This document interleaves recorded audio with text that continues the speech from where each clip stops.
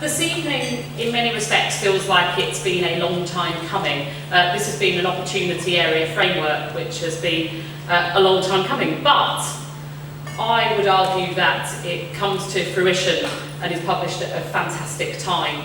We've heard a lot this evening already about the recognition that there is that the Upper Lee Valley represents the big next growth story for London.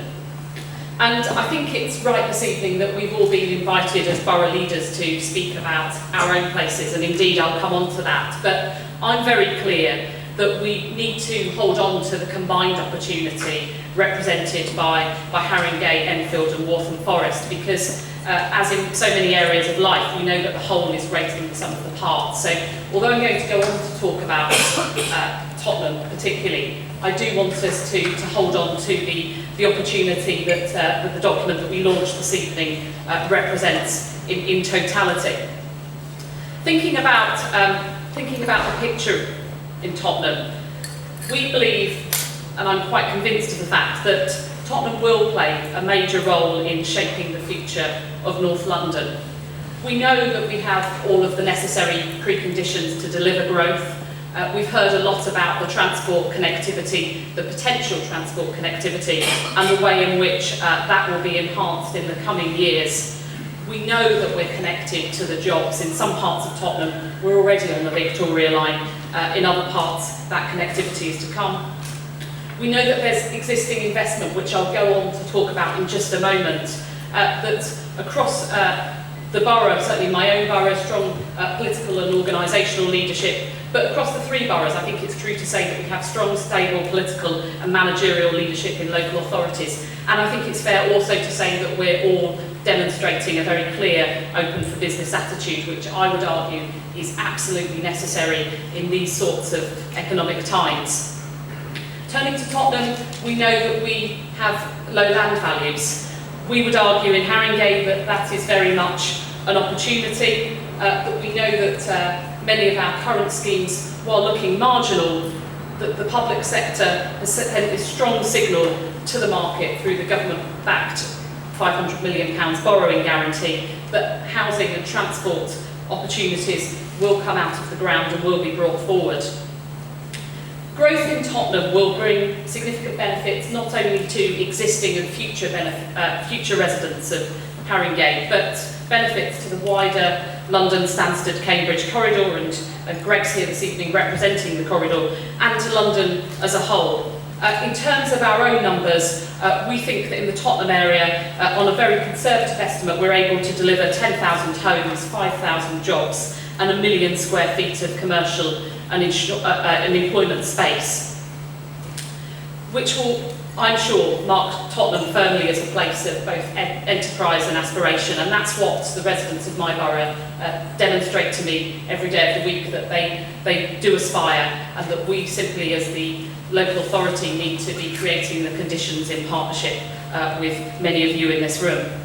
I want to highlight just two areas in Tottenham, and there are many where there are significant opportunities. The first is North Tottenham. You'll all be aware that Spurs have been granted permission for a £400 million stadium redevelopment, and that will become central to a state-of-the-art, world-class leisure opportunity in that part of North London and in the heart of the Upper Lee Valley. We're currently out for consultation with local businesses and local residents on plans for 1,500 new homes in a major regeneration which sits just to the west of the stadium.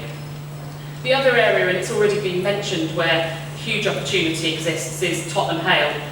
We know that Tottenham Hale is already in many respects a hub, but that it has much more potential. It's an important interchange between Stansted and Stratford. We have, through the Hale Village development, significant housing development coming forward, really high quality housing development, I say. And we have the opportunity, through some of the investment which is already earmarked, to create an even higher quality, more welcoming place, and to make the most of the fact that there are still in this area large swathes of land which can be developed, densities which are very low and can be increased. So there's already earmarked £20 million to upgrade Tottenham Hale Station. £30 million in a new bus station and the removal of the Tottenham Hale gyratory. We've heard a lot about the West Anglia Main Line, but that will obviously provide great opportunity for Tottenham Hale also. And we're really confident that in Tottenham Hale, in Northumberland Park and in the wider Tottenham corridor, that the aspirations that we have will translate into delivery. In the last 12 months alone, we've seen over £120 million of public investment committed to transport infrastructure, to site assembly, to the public realm and to jobs and skills programmes. 1,000 homes have been given planning permission in the last 18 months. We are a borough that is open for business. I've spoken about the Northumberland Park project in terms of the stadium. Currently Sainsbury's are on site bringing forward a new supermarket which will be one of the largest in London. Going south of to the sort of south of the Tottenham corridor in Seven Sisters, Granger will very soon be on site, I'm convinced, to bring forward a £65 million scheme which will create that gateway into South Tottenham, development of new homes for sale, new retail and commercial space, and new jobs. Just around the corner from there in Lawrence Road, Bellway Homes have got a £50 million scheme which is already on site. It's going to be a mixed-use development, bringing forward 264 homes.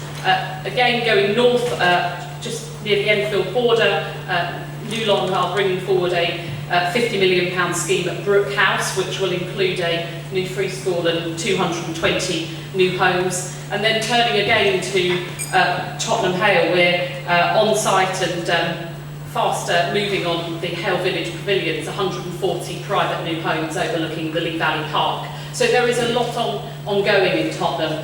There's also a lot of opportunity to bring much more forward.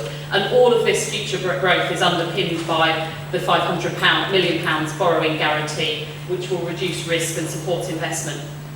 So to conclude, there's a huge economic prize on offer, to state the obvious, not only to Tottenham, not only to the Lee Valley, but to London and the wider economy.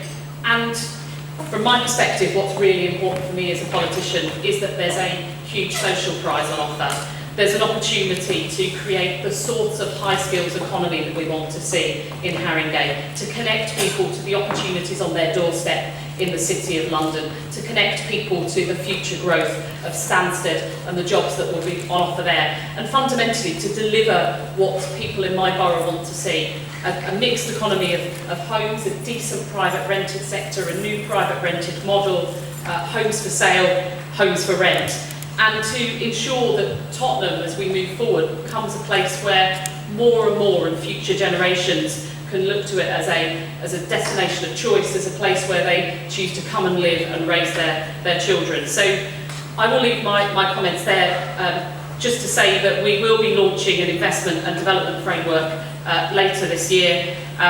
But to really start where I began, this is very much about the Upper Lee Valley, about the three boroughs working both alone and together to bring forward the opportunities of the area that we're discussing this evening. Thank you.